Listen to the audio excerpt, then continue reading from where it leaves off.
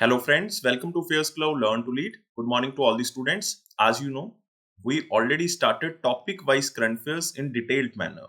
It means one video on one topic in detailed manner.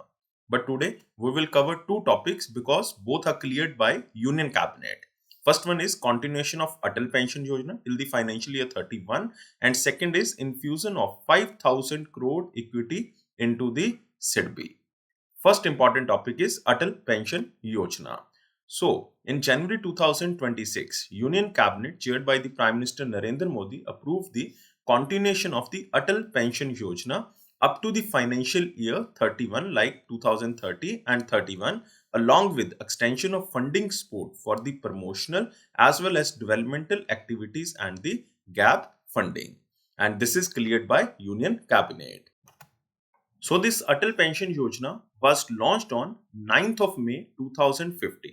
What was the purpose when it was launched? The Government of India launched in 2015 to create a universal social security system for all Indians, especially the poor, the underprivileged and the workers in the unorganized sector. And the scheme is being implemented with effect from 1st of June 2015. 1st of June 2015. And this scheme is administered by Pension Fund Regulatory and Development Authority under the overall administrative and institutional architecture of the national pension system. And it is being implemented through public sector banks, private banks, regional rural banks, small finance banks, even payment banks and cooperatives and the Department of Post. What is the age criteria? The minimum age of joining Atal Pension Yojana is 18 years and the maximum age is 40 years. 40 years. And what is the restriction? Income taxpayer is not eligible. Basically, when it was started, this condition was not there. But with effect from 1st of October 2022, any citizen who is or has been an income taxpayer is not eligible to join the Atal Pension Yojana. Now, what are the benefits under the Atal Pension Yojana? Atal Pension Yojana is a voluntary, periodic contribution based pension system under which the subscriber is entitled to receive the three benefits. It means this is a triple benefit scheme. First benefit is guaranteed pension amount. So, each subscriber under the Atal Pension Yojana shall receive a central government guaranteed minimum pension ranging from 1000 rupees per month to 5000 rupees per month. 1000 to 5000 rupees per month after the age of 60 until death. Until death. And this was the first benefit. Second benefit is pension amount to the spouse. After the subscriber demise, the spouse of the subscriber shall be entitled to receive the same pension amount as that of the subscriber until the death of the spouse. So this was the second benefit. Third benefit is pension wealth to the nominee. After the demise of both the subscriber and the spouse, the nominee of the subscriber shall be entitled to receive the pension wealth as accumulated till the age of 60 of the subscriber. So these are the three benefits which comes under the Atal Pension Yojana. We already covered that this is administered by Pension Fund Regulatory and Development Authority. Now, what is the contribution of the subscriber? The scheme requires a minimum contribution period of 20 years, which varies based on the subscriber age at the time of the enrollment. So, for example, subscriber joining at the age of 18 years contribute 42 to 210 rupees per month, while those joining at the age of 40 can contribute to rupees 291 to 1454 rupees per month with contributions payable monthly, quarterly or the half yearly. So this is very important. And what is the government contribution? Government of India contributed 50% of the subscribers contribution or rupees 1000 per year, whichever was lower, for 5 years of the Atal Pension Yojana subscribers who joined between 1st of June 2015 to 31st of March 2016. It means between 2015 and 16. But this was discontinued after that. So you can remember, this is very important, that this scheme now continues without contribution. Now without contribution. Now, what are the exit and withdrawal options? This is again very important that under Atal Pension Yojana, a subscriber receives a full guaranteed pension on exit after attaining 60 years of age. Premature exit before the age of 60 is permitted only in exceptional cases such as subscriber's death or the terminal illness. Voluntary exit is also allowed. However, in such cases, the subscriber is entitled only to accumulated contribution along with interest, and any government contribution, if applicable, is forfeited.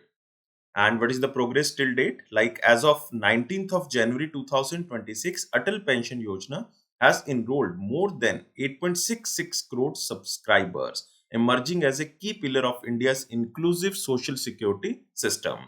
And public sector banks have dominated enrollments, accounting for approximately 70.44% of total subscriptions, while regional rural banks contributed almost 20%, exact is 19.80%.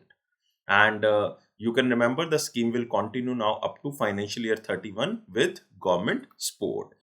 So what are the takeaway point from our first topic? This is Union Cabinet approves continuation till the year of 31 Atal Pension Yojana. It is a voluntary pension scheme we already covered. The main focus is on the underprivileged, poor sections, worker in the unorganized sector so that they can get permanent pension after the age of the 60 years until death.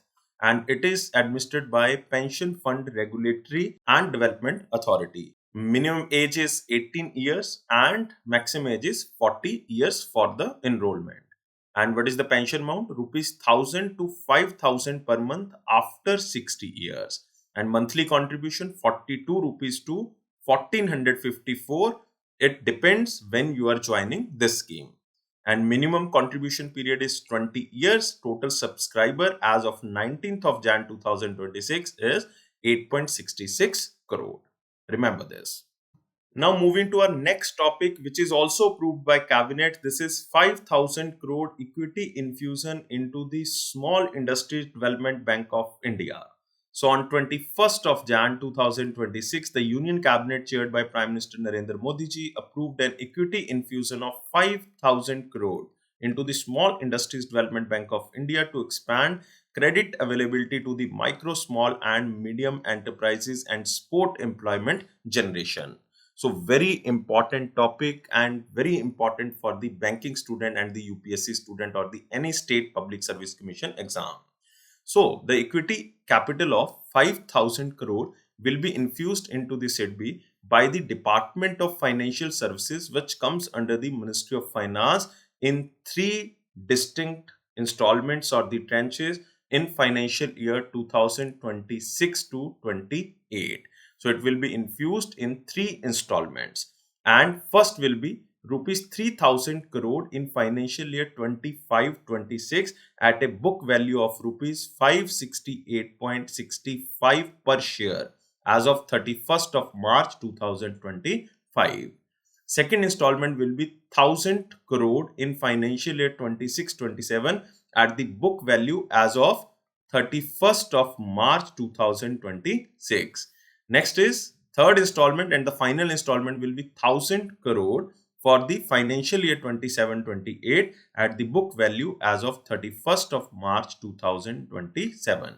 So total 5,000 rupees will be infused in SIDBI for the micro, small and medium enterprises. And what about the SME growth?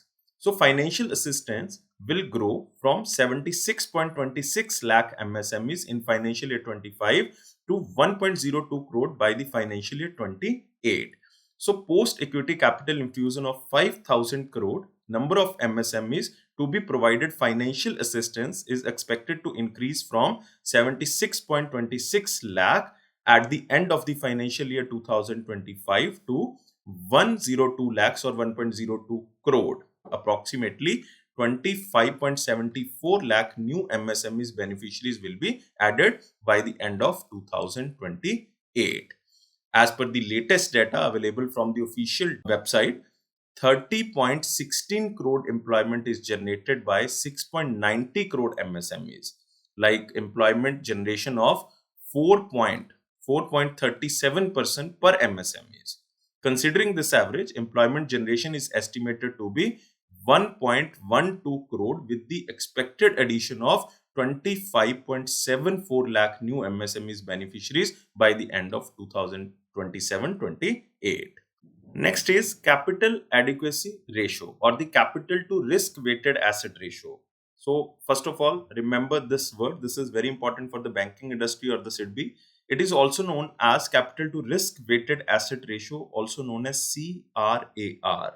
So it is a measure of a bank or the company financial strength by comparing its capital to the risk weighted assets, ensuring it has enough cushion to absorb potential losses, protect depositors, and maintain stability. So with a focus on the directed credit and the anticipated growth in that portfolio over the next 5 years, the risk-weighted assets on the SIDBI balance sheet are expected to rise significantly.